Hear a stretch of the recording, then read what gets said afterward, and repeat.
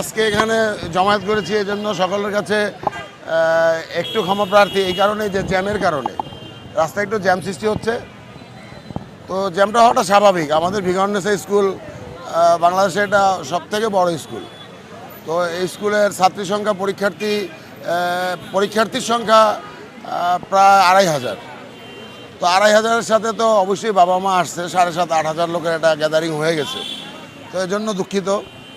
আর দ্বিতীয়ত আমরা ক্লাস 1 থেকে ভিগন্নেসার গার্ডিয়ান। আমি একবার 3বার নির্বাচন করেছিলাম আওয়ামী লীগ আমলে। আমি সর্বাধিক ভোট পেয়েও পাশ করতে পারিনি, এটা আমার অনেক দুর্ভাগ্য। পরবর্তীতে আমাকে অল্প কয়েকদিনের জন্য গভর্নিং বডির দায়িত্ব দিয়েছিল। চেষ্টা করেছি যতটুকু সম্ভব করার জন্য।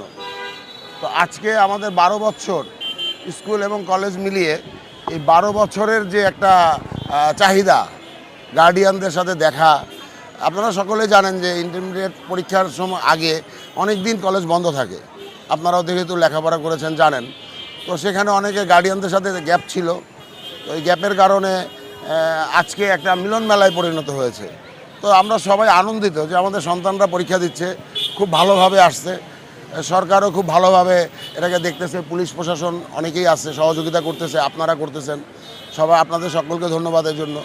তো আশা রাখি আমাদের সন্তানরা দেশের মধ্যে সেরা হবে, এটা আমাদের ভিগন্নেসা স্কুলদের একটা প্রত্যাশা সবসময়ের জন্যই থাকে। তো আমরা অভিভাবকরা সবাই আমাদের সন্তানের জন্য এখানে এসে দাঁড়িয়ে তাদেরকে ঢুকিয়ে দিয়েছি ভিতরে।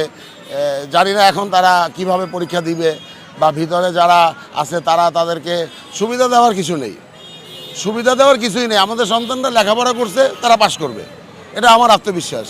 সন্তানরা ভালো লেখাপড়া করছে, এটা প্রতিটা বাবা মাই তাদেরকে নার্সিং করেছে, তারা সুন্দর মতো লেখাপড়া করবে, আরও অনেক উপরে যাবে, এটা আমাদের প্রত্যাশা এবং এটা আমাদের আশা প্রত্যাশা সকল যেটাই বলেন না কেন। তো আমরা আশা রাখি যে আপনাদের সকলের সহযোগিতায় সারা বাংলাদেশেই ভালো এবং সুন্দর পরিবেশে পরীক্ষা হবে, নির্ভেজাল, নকলমুক্ত এবং মেধার একটা বিকাশ ঘটবে, এটা আমরা সকলে আশাবাদী। ধন্যবাদ। আমাদের বিএনপি সরকারের এইবারই এইচএসসি প্রথম পরীক্ষা এবং মন্ত্রী মহোদয় এহসানুল হক মিলন ভাই খুবই ভালো মানুষ, এটা আপনারা সবাই জানেন। উনি যখন এর আগে শিক্ষামন্ত্রী ছিল, শিক্ষার মান অনেক ভালো ছিল। 100 বাচ্চা পাশ করা তো সফলতা নয়, 100 বাচ্চা পাশ করা সফলতা নয়, চাকরি নাই। আপনি পাশ করবেন, যারা লেখাপড়া করছে, যারা পরিশ্রম করছে, এরা সবাই পাশ করবে, এটাই স্বাভাবিক। যারা পাশ নকল করবে তাদের পাশ দিয়ে তো কোনো লাভ নেই। আপনি দেশকে আগায় নিতে হলে নকল মুক্ত করতে হবে। তো এহসানুল হক মিলন ভাই নকল মুক্ত করার জন্য মেধাকে গুরুত্ব দিয়েছেন। তো মেধার জন্য তো সবাই আমরা প্রিপারেশন নিয়েছি যে আমার সন্তানটা ভালো করবে, এটা আমার আশা। আমার পার্শ্ববর্তী যারা আছে সকলের সন্তানই ভালো করবে, বাট লেখাপড়া করে করুক, নকল করে না। তো শিক্ষামন্ত্রী সাহেব যা বলতেছে আলহামদুলিল্লাহ তো ভালো বলতেছে, খারাপ কিছু বলছে এমন তো না।